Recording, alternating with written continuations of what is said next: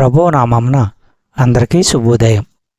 ఈరోజు దేవుని వాగ్దానము ఏమనగా, కీర్తనలు గ్రంథము 119వ అధ్యాయము 74వ వచనము. నీ వాక్యము మీద నేను ఆశ పెట్టుకుని ఉన్నాను, నీ యందు భయభక్తులు గలవారు నన్ను చూసి సంతోషింతురు. సహోదరులారా, తన జీవితము ఇతరులకు ఆనందము ఆశీర్వాదాలు కలిగేదిగా ఉండాలని ఇక్కడ కీర్తనకారుడు కోరుతున్నాడు. మలాకీ గ్రంథము 3వ అధ్యాయము 16వ వచనము మనము పరిశీలించినట్లయితే, అప్పుడు యెహోవా యందు భయభక్తులు గలవారు ఒకరితో ఒకరు మాట్లాడుకొనుచుండగా యెహోవా చెవియొగ్గి ఆలకించెను.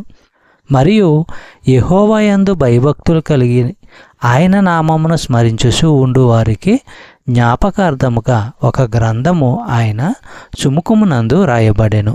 చెప్పబడిన వాగ్దానము దేవుడు దీవించి ఆశీర్వదించును కాక. ఆమేన్.